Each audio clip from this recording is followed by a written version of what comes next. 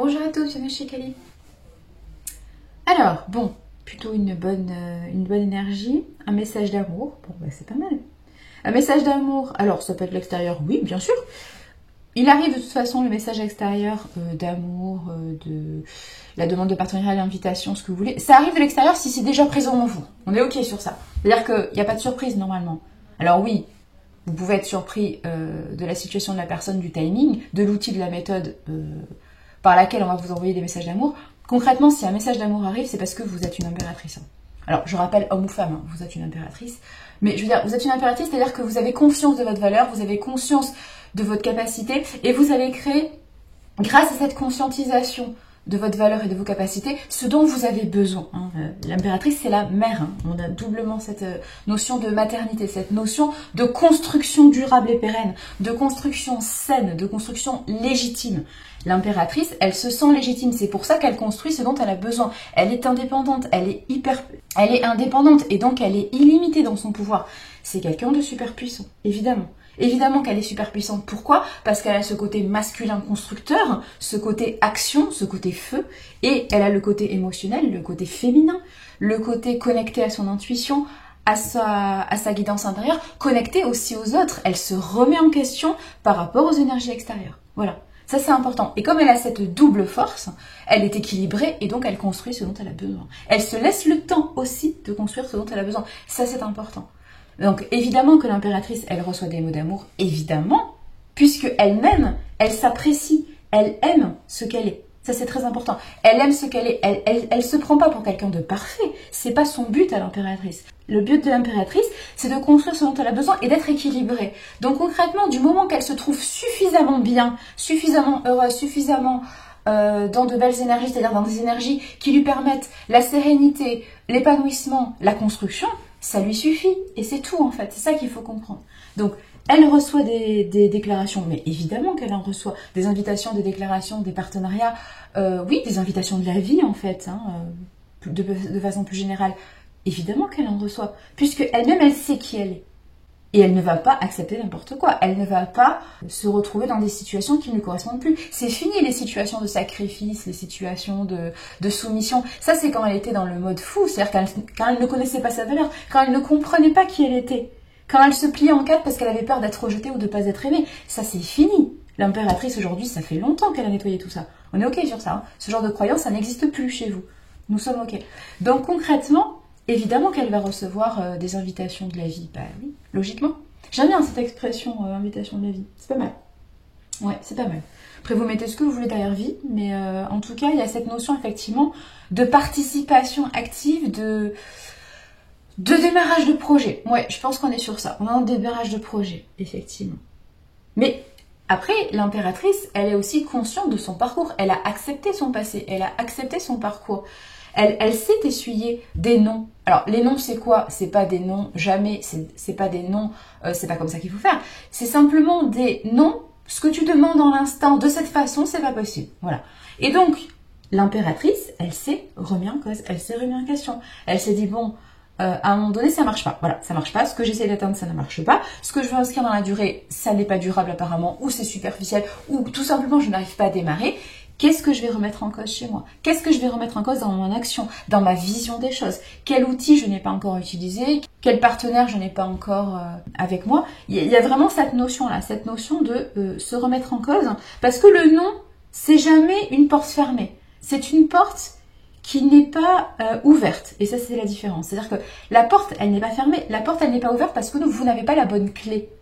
Sans comprendre que vous êtes la clé. C'est-à-dire qu'il y a quelque chose chez vous que vous n'avez pas compris, ou que vous n'avez pas suffisamment exploité, oui, ou que vous croyez être équilibré, par exemple, une de vos facettes que vous n'acceptez pas, donc vous croyez qu'en la reniant, c'est être équilibré, mais si vous la reniez, vous vous privez de quelque chose. Donc vous installez une fausse croyance sur vous. Donc forcément, vous bridez cette clé. Mais c'est pas parce qu'elle se prend un nom que l'impératrice, elle raye toute sa vie. Hein.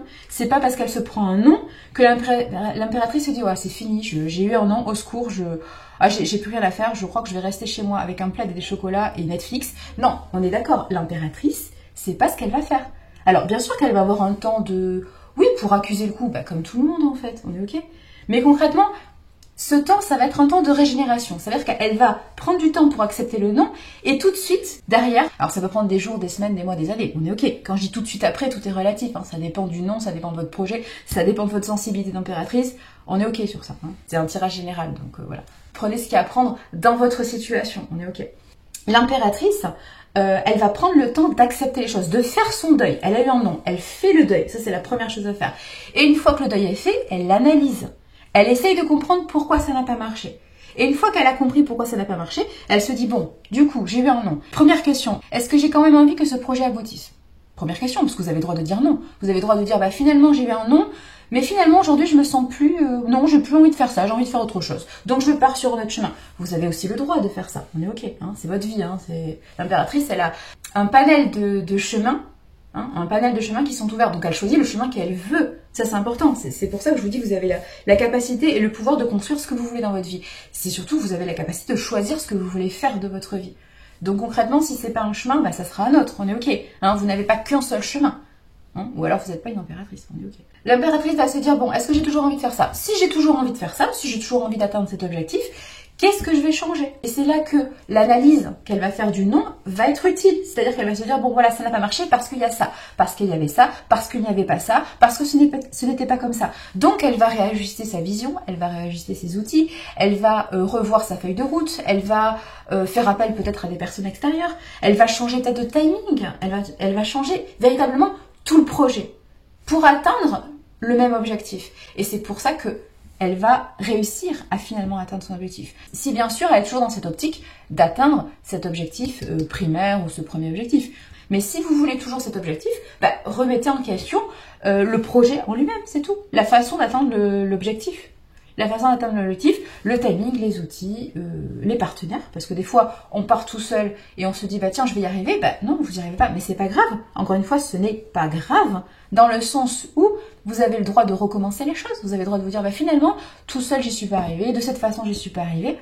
Ok, bah je vais faire appel à une personne ou à des personnes ou à une situation ou à d'autres outils. Je vais déjà arrêter de vouloir ça dans ce timing. Je vais élargir mon timing. Je vais élargir ma vision des choses. Je vais apprendre, peut-être me former et je vais réussir en fait. Si je suis toujours focalisée sur cet objectif primaire. C'est important ça. Et encore plus pour une impératrice, rien n'est bloquant pour une impératrice. On est ok sur ça. Si vous avez travaillé sur vous et aujourd'hui vous êtes dans cette ouverture, dans cette compréhension, dans cette analyse de vous-même, c'est pas parce que vous êtes en capacité d'analyser les choses, de déployer des moyens, de vous lancer dans des projets, que vous n'êtes pas accompagné. Vous pouvez très bien sur certains domaines de votre vie, dans certains projets, vous dire ok, je suis forte, mais là, j'ai un doute. Et j'ai un doute, donc je me fais accompagner, par exemple. Ou je suis pas sûre de moi, je me fais accompagner. Je me fais accompagner par un expert, je me fais accompagner par ma famille, je me fais accompagner, peu importe. Mais je ne reste pas seule. Je partage mes questionnements afin de les évacuer.